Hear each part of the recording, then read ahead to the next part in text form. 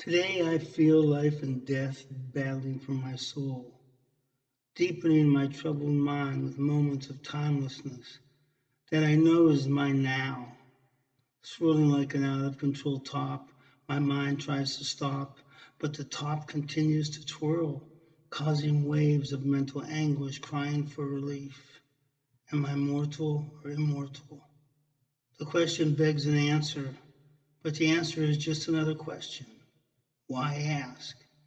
What is really the difference? We are timeless essences trapped between time and space, timeless dimensions of the now caught between yesterday and tomorrow. I was born, or so they say.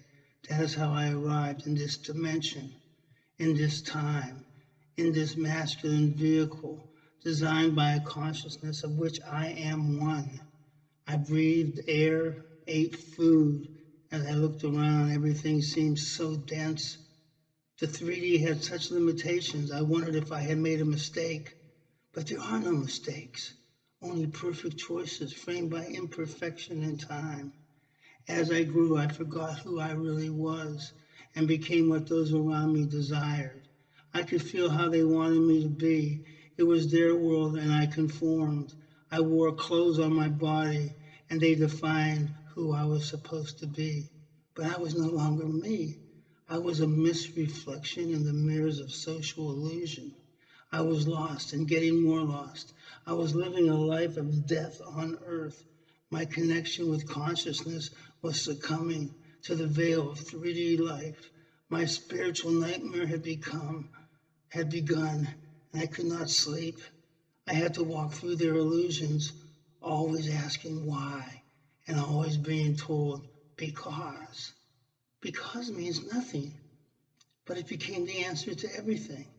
Victimized by this double talk, I tried to fit in, I tried to belong, I tried to be normal, though normality seemed so insane. I was sent to school to learn how to fit in to that which I did not fit. I was told what was right, even though it seemed totally wrong. Do what I say, not what I do, was the mantra of the time. I was taught lies as if they were the truth, and truth was distorted by illusions, and lies became fixed and dense, programmed by fanaticism in the name of God. And truth became more and more obscure. Why was I here? I would ask constantly. To serve the illusion in the name of God, I would be told by all. The orchestration of these lies was masterful, but the consciousness was not the conductor. The creator had given up control and the band played on. Sometimes out of key, but often out of time, and almost always under the illusion of a greedy, disconnected God. So the music became like chalk, scratching on the chalkboard of my soul. I excelled at being what I was told was right, though deep inside I felt it was wrong. I knew everything must have a beginning and an end, but I was trapped in the middle, not knowing which way to go. Just go, a voice cried. Life is a timeless circle. Just go. But I didn't understand. How did I get into this dream called life? And how do I get out? Or maybe there is no in or out. Maybe there just is. But my is became hopelessly contorted by pressures on my brain, judging my every move. By excelling in the illusion, I became more and more trapped. But these pressures were temporarily relieved.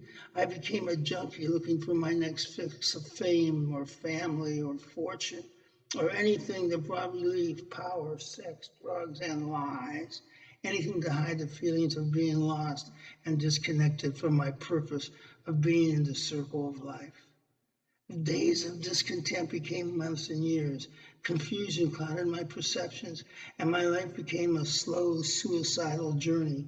Life and death became confused. I had become an ultimate victim. Darkness was prevailing, and my inner light became dimmer and dimmer. And now I had nowhere to turn. I looked for help, but found none. Maybe I had finally gone too far. The circle was closing in on me. My mind was being fixated with thoughts of my ultimate demise. My choices were becoming less and less. There was nowhere I could hide from the turmoil that had become me. Why? I screamed, realizing that I had come to the end of my line. Am I evil?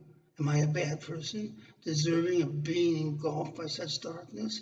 I look at my circle of life, now looking more like a lunar eclipse, blocking my soul. I desperately search for my light, but all I can see is a shadow of my imperfection. I'm losing my hold. My connection to consciousness is slipping away, strangled by my darkness, created by my anger and fears that I have allowed to take over my being by judging myself and others in an attempt to make sense of my place in the now.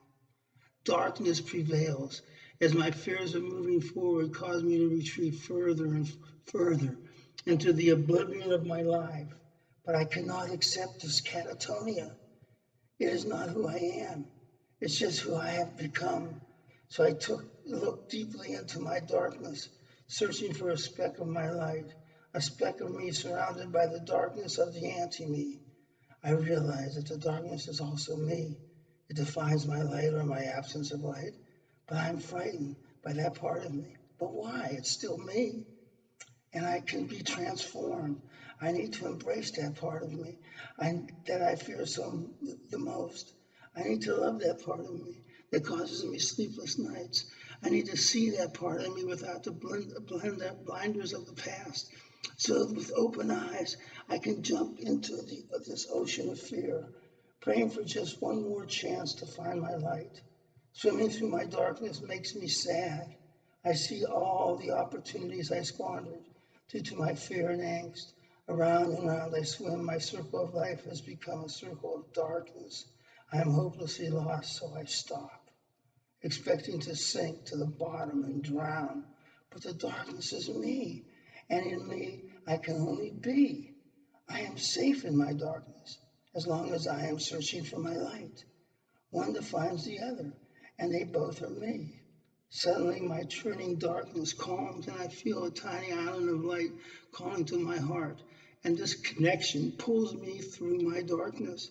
But as I swim towards my light, my dark ocean swells, hiding the light.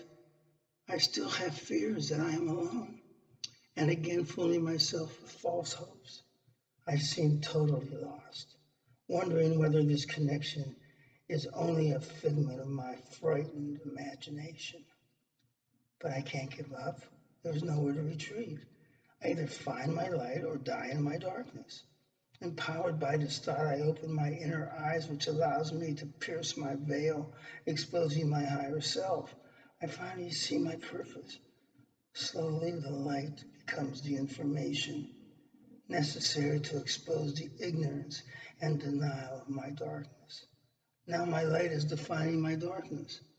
I can feel a balance of dark and light teetering deep within my soul, and it is good because I am finally me, and being me is what allows me to be.